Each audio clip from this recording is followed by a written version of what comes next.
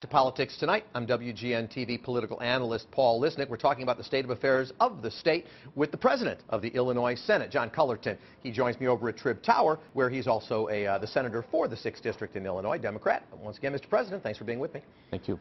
Let's turn to the budget. And, you know, listen, we read every day the casinos, the gambling bill. From what we understand, the governor doesn't look like he wants to sign it, but you're actually monitoring that because, as I read it, you're not letting him get that bill. You're procedurally keeping that from him so far. Why? Well, actually, we're doing a favor for the governor with regard to the casino bill, and we're working with the governor. What we have in Illinois is if you pass a bill, the governor basically has 60 days to act on it. We didn't want him to veto the casino bill. He did say he didn't want to veto it, he wanted to improve it. And yet the mandatory veto power that the governor has only gives him limited powers. So we thought what we'd do is hold on to that bill, and then we'd work with the governor to see if we can improve it, make corrections. And it's really worked out very well because we've received a lot of ideas on how to improve the bill. The gaming board itself has made some suggestions. They've been in the form of criticisms, but they're not, to me, a problem because everything that they've raised as a concern we can address in what we would call a trailer bill, which is an amendment to the original bill that we passed. So I feel that we can put together a trailer bill that will address all of the issues that were raised by the gaming board, as well as concerns that the governor has. The governor said that he thinks the bill is top-heavy. So I think we can find a compromise where we would pretty dramatically reduce the number of gaming positions that are created by this bill. You should keep in mind that the way I look at this bill is that we're really not expanding gambling so much in Illinois, but we're keeping Illinois gamblers in Illinois. If you go over to Hammond, Indiana, 2/3 of the license plates on those cars are from Illinois. How about the fact that the Indians who own casino gaming in Wisconsin have hired a lobbyist to come to Illinois to try to remove the gaming positions in Rockford and in Waukegan? That's because they know people from Illinois, from those towns, are going to to Wisconsin. They're going to lose that business. So they've actually hired a lobbyist to try to change this bill. That, to me, proves the point. We're keeping people who are gambling in other states in Illinois. At the same time, we're also going to be, right now, of the 25 states that have gambling, we're 25th in the nation in terms of our per capita gaming positions. Well, I don't know if it wouldn't change that much. Don't know if you're a gambling man, but I'll ask you the question. Ultimately, I'm not. Okay. Does Rahm Emanuel get his casino in downtown Chicago, in your opinion? And by the way, if we don't, do the financial issues continue to be very serious? Well, I think everybody who supports the bill realizes that Chicago should have a casino. And there's some people that just voted no because they don't believe in gambling or whatever reasons. So I think everybody realizes there should be a gaming in Chicago. And right now we have gaming in Chicago. It's just that it's called Hammond, Indiana. And we're spending money in Hammond. People, international tourists come here and they go to Hammond. We're helping the Indiana state legislature, not the Illinois state legislature. So that's why this bill makes some sense. You've talked about money and balance, giving the governor a balanced budget. He says if I don't get a couple more billion, you know, we really can't do what we need to do. The tax, of course, went up 2% and raised the amount of money which essentially covers the pension payment for the year. Well, and more pensions so than continue the to be a problem. yeah. But just how does the pension problem ultimately get addressed here? Well, first of all, you have to know why we have a problem with the pensions. We have a problem with the pensions because the General Assembly, collectively, Republican governors, Democrats in the legislature, for 25 years underfunded the pension system. We didn't pay in the amount of money we were supposed to pay in. And of course, as a result, they weren't able to invest the money we didn't pay in, and that's how we fell so far behind. A couple of years ago, we passed a dramatic bill where we dramatically reduced the benefits to new hires, and that has already saved us a lot of money. But the problem is whether or not the Constitution allows us to take cuts to people who are already working or who have been retired. I personally believe that the Constitution does not allow us to do that, but I'm not on the Supreme Court, so if there's a bill that's passed by the House to reduce benefits for current employees, I'm not going to try to stop it. I'm not going to vote for it because I think it's unconstitutional, but if it passes, it'll go to the Supreme Court and they can decide. I don't think it's worthwhile going through the exercises. I think we'll just end up spending money on lawyers and we'll end up losing in the long term. All right, a lot more to talk about with the Senate President for Illinois, John Cullerton. We'll do that when we come back after these words. You're watching Politics Tonight, only on CLTV. Stay with us. Welcome back to Politics Tonight. I'm Paul Lisnek. I'm talking with the President of the Illinois Senate, and that is Senator John Cullerton, who's over at Trib Tower. Again, Senator, thanks for being with me. going to open up with a kind of a heart-wrenching Facebook note. It comes from Brad. He said, I keep asking this. No one gives me an answer. I'm constantly ignored. I want to know why, as a father who is single and disabled with 3 daughters, I can't get help from the state. I've been disabled. I've been fighting myself with this for years. I can't afford food, clothes, or even school supplies. Single mothers who are healthy will get money, but a single dad who's disabled gets nothing. I want to go back to work and help my kids. They come first. Yeah, he said he's getting a runaround. Nobody will help him. Can you help him? I sure hope that that's not the case. I sure hope that our laws are crafted so that we can help him, and it's just a matter of trying to get to the right people. If this guy would want to call Springfield, Illinois, the general state number is 217-782-2000. Ask for Senator Cullerton's office. We will get the right people on our staff to respond to him. And keep in mind also that he's a Facebook guy. He knows a little bit about how to go online.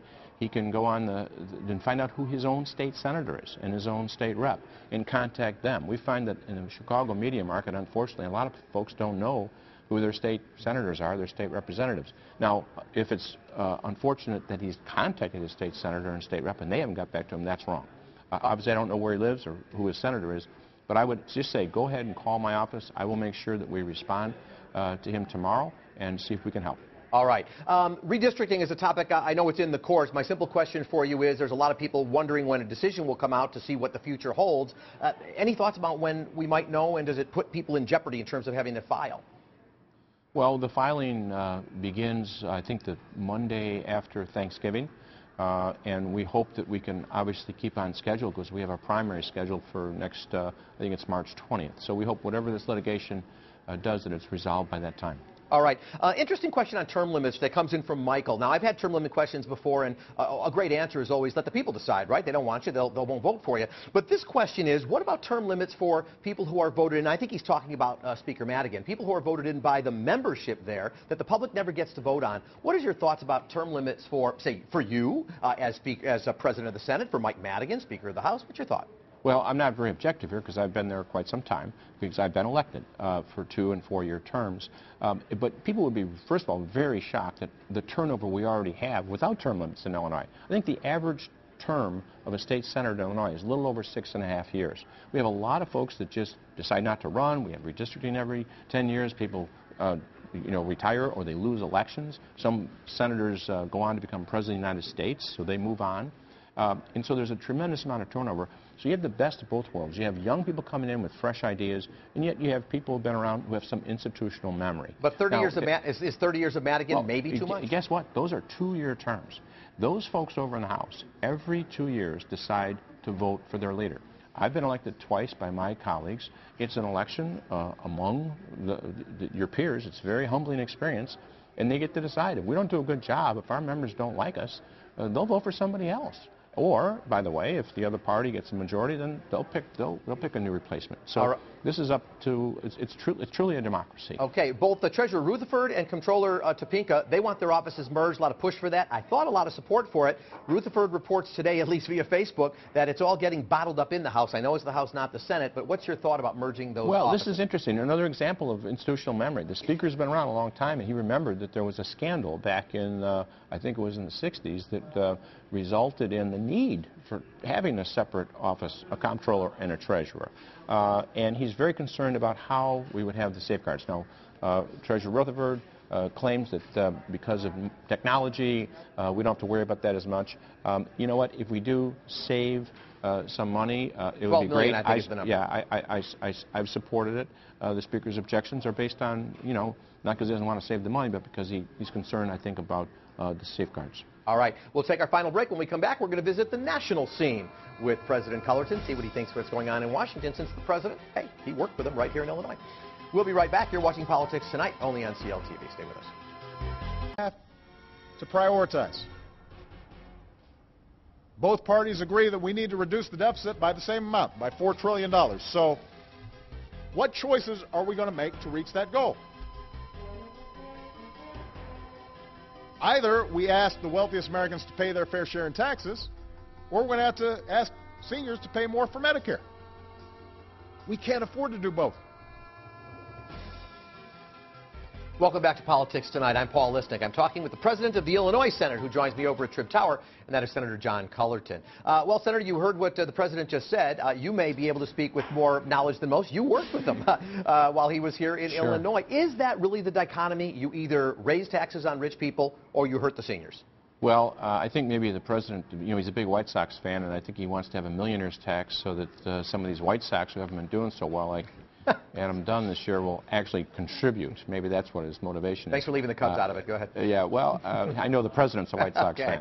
fan. Obviously, we've got our troubles at the state level. We are not going to raise taxes at the state level. We'd be more than happy, though, to talk to corporations or anybody about tax reform. And I think that's what the president has talked about. I think that when people look back and see how well things were doing under Clinton, they were with higher taxes. And I think a lot of folks would say, hey, why can't we go back to the good old days where we had this old tax rate and things were going well? The Democrats are just saying it has to be a component. You can't have the lowest tax rates since the early 50s and then just say that's and have a big deficit and say we're just not going to talk about taxes. The president clearly is a compromiser. He always wants everybody in the room to play well in the sandbox, and Republicans, at least in Washington, don't make that life easy for him. In your opinion, professionally speaking, has the president been too weak in the way he handles Republicans? Well, I think maybe he's been reasonable, and he got that from working in Springfield with the Republicans. We did that very successfully, but maybe now it's time for him to just put a line in the sand because he hasn't been getting much cooperation from the other side, in my opinion, out in Washington. We've had much more success in cooperation in Springfield than we see them in Washington. Does having the president being from here, is that helpful to us? I mean, does that get us anything? Well, I think the fact is that he's very well respected in Illinois, as you'd expect. I think the fact is he's going to be on the ballot this year. That's going to be a positive thing in many parts of our state, so that'll help us from our point of view. And obviously, I'm very supportive of him and hope that he wins. Any thoughts on which Republican might be the one that opposes him between, say, Romney and Rick Perry, if it's those two? I'm for Michelle Bachmann myself. Because you want the president to win? Well, I think she'd be more fun. Okay, all right. So you're not going to pick Republican? No, it's not my party. Okay. Let's go back to some other issues at home. I want to ask you about the death penalty. Representative Rebelletti, Dennis Rebelletti, they're not done with the fact that the death penalty has been abolished here. They're coming back and they're going to try and get some other angles to it all. What chance does that have? You know, the death penalty was repealed in Illinois on a bipartisan vote. There were some really conservative Republicans in the Senate who voted to abolish it. That was a very personal vote. Everybody voted their own conscience. I didn't talk to one person about how they wanted to vote on that. I didn't lobby for anybody. And so if people put bills in to reinstate it, we'll have the same measured debate and people can make up their own minds. But we did just abolish the death penalty, and we are a state that has had some real problems with folks being convicted who didn't do it, or all right. and we're almost a few days away from being executed. So I think that's a factor. All right. Mark on Facebook wants to know where you stand on concealed carry. We're the only state in the 50 that doesn't allow it. Yeah, I do not support that. The people in my district do not think it's a good idea to have a concealed loaded weapon on your body.